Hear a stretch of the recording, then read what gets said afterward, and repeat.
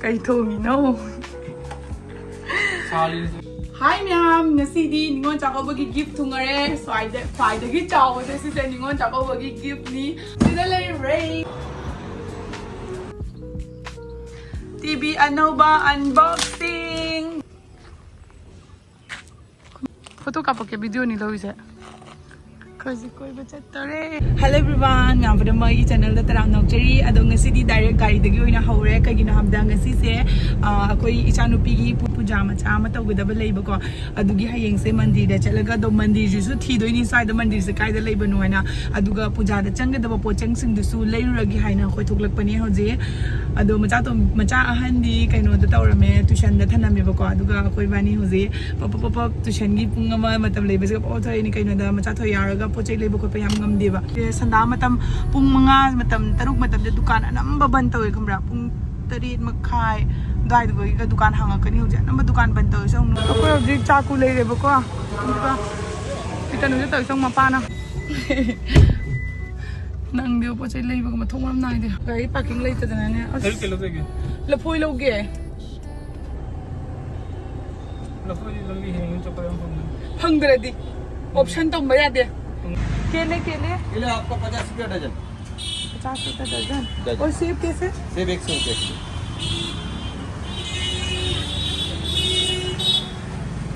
ये क्या है नाश फिर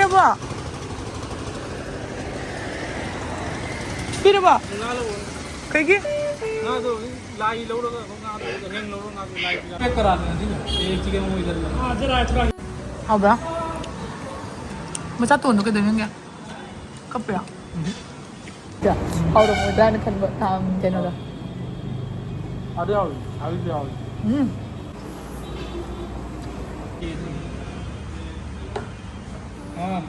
तो बना हां चलो haunya kan ya caning từ trong caning bên trên được không cho rồi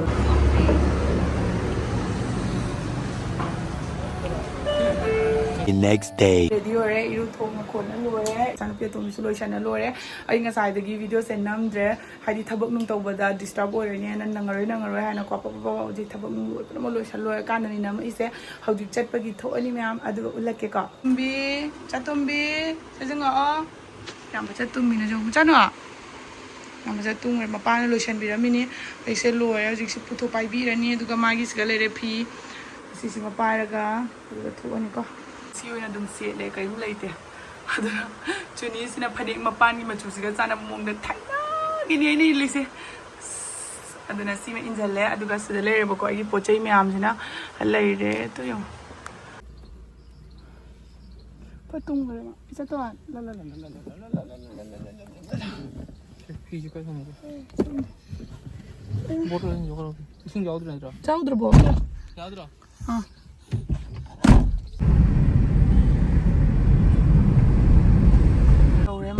the layer bako ai lei kara lei re odi thau se lei re se ga pitanu se la se lo bi la se po toi dum pai ge angang se lo bi ro po che ai dum pai ge na angang se lo bi ro ga ke tu hom ja ba pai angang na pai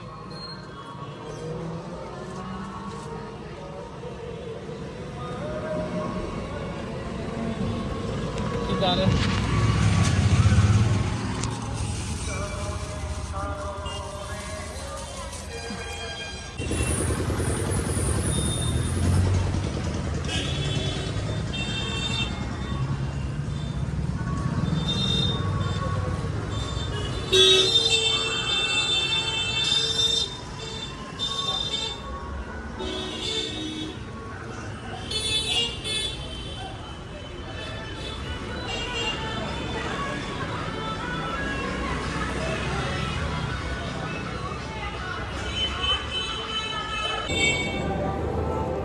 không được lên tiền rồi mà đi đâu chơi xong Malam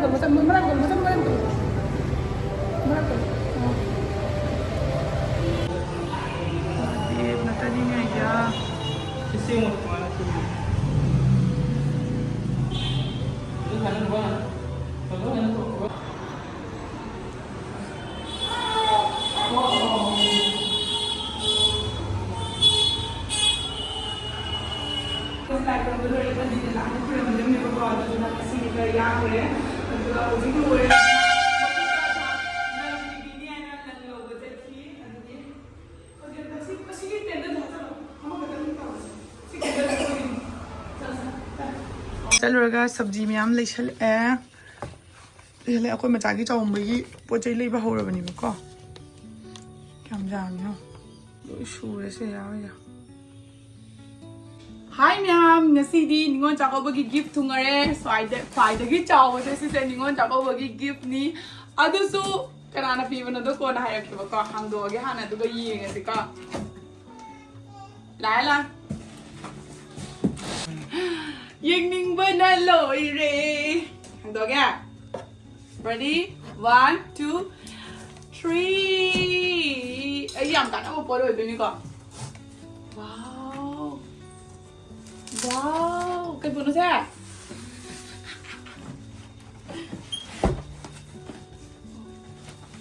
Yes, dia. Tu.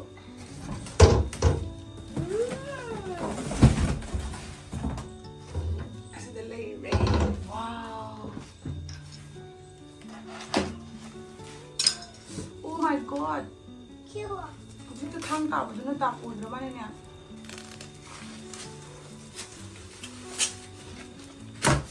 Si po si madikana ni bona ta thiyan ya. Yang po ko to. Wow. Look at that. Ay nakalimi ani hum chakcha la ga dran si di kana hum chakcha la ro. Fazara. Metal ka sa parak tamani nang ba. Di pa kaya yung naman. Jara ba? Kasi ba? Jara. Kaya samto ke? Ay ko matag ka samto ay ko matag sila. Loro bo? Kayo nang haraw do nang. Haraw de. Ato may ako si kaya kay mana saway maram tay sa halay jay niya dudu ni. Okta ba? खरोज का कहीं कलेबरे हम return तो उधर ही ना तड़ी इतन तो वो फतले नंग सिकाई सिका सुपे बिचारे जम करते जाओ अब वीडियो नंबर लाओ ही कर लाओ थैंक यू सो मच इसाने इसा लेज़र बगी तो मेरे लिए रे बॉक्स अचौबा अम्मा ओ अंगा बनी वाह अदो मैम सिगी बॉक्स सु अइने इसाने लेजबनी इचानुपीगी फिरोनिंग जे लोइना चखाई चखाइना ताना लेरे मफम मरांग खंगद्रे थीबा मतमदसु यामना वारे दुना सिगी बॉक्स गा मखन मखन की पार्ट जावबनीना माई माई गी दो तोंगान तोंगान हाचलगा थंबीरगे चखाइबदो खरा फनबा याना अइना ऑनलाइन दगी ऑर्डर तौबनी बको अदो खोइ साइज खंगदबा दुना माई ममांगदा अइना गिफ्टनी ना हारगा पंगांगदा हांगदोकपनी दो अइ मखोंदुदी सिगा अइना हापचंद्रे कइनो बदो फसा वाही मैम यावरे दुना मखोंदो अइना लौथोखरे बको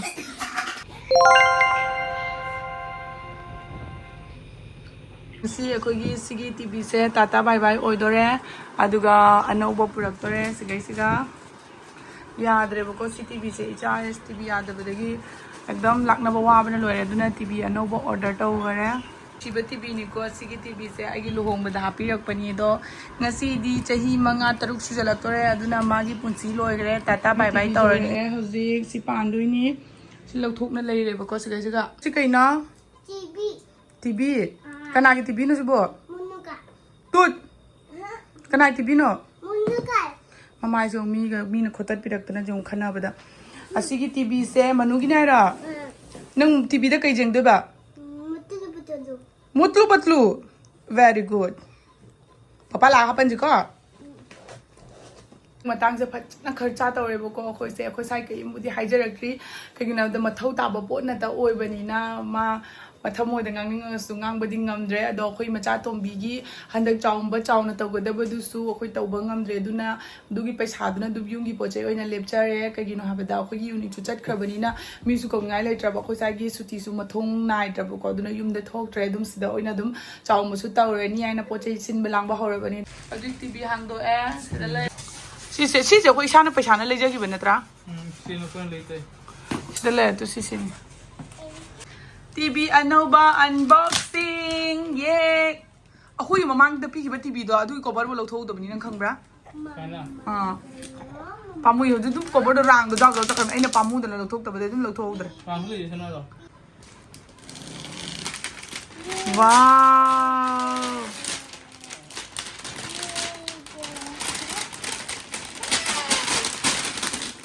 pagkani gino nang naso nakan di mama tau dri sa Ito lang kung din eh, isang tight ka tawri, isang no no ko patra ba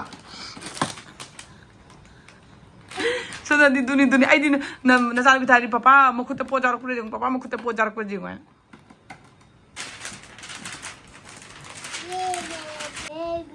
baby Boga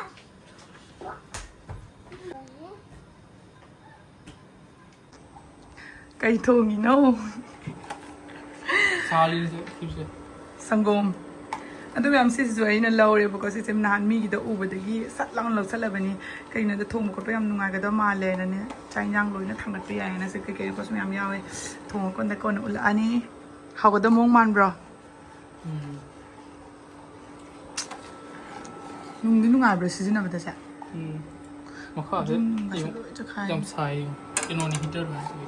natra masama da mood khibra jingom ta atu myam ngasigi blog cd swai dum lo shalage ngasidi poche ano ano bo myam na pic thangre aduka matung da so dum mulake koi sai lak pa yam nungai ba thabak yam torok tori aduna ngasigi di bye next video da mu gina sika